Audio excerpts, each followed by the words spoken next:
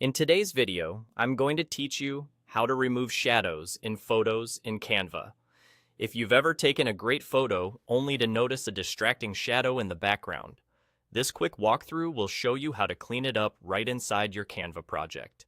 Keep in mind, the tool we'll use is designed for convenience, not perfection, so results can vary depending on how complex the shadow is and how it blends with the background.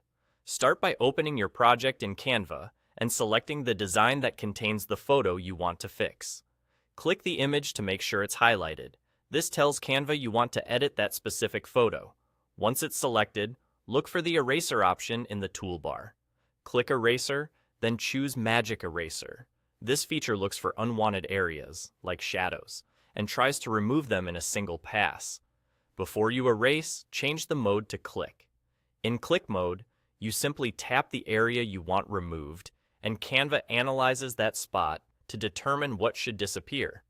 Now, click directly on the shadow you want gone, then confirm by hitting Erase. Give it a moment to process.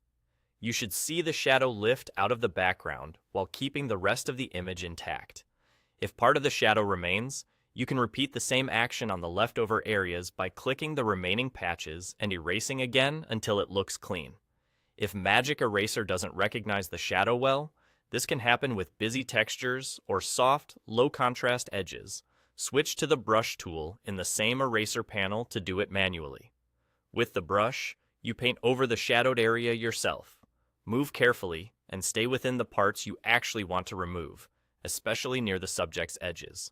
Short controlled strokes make it easier to fine-tune, and it's often better to remove a little at a time so you can keep important details safe.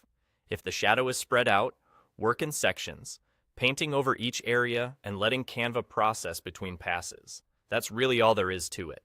Use Magic Eraser with Click mode for quick cleanup, then fall back to the manual brush when the tool can't quite detect the shadow on its own.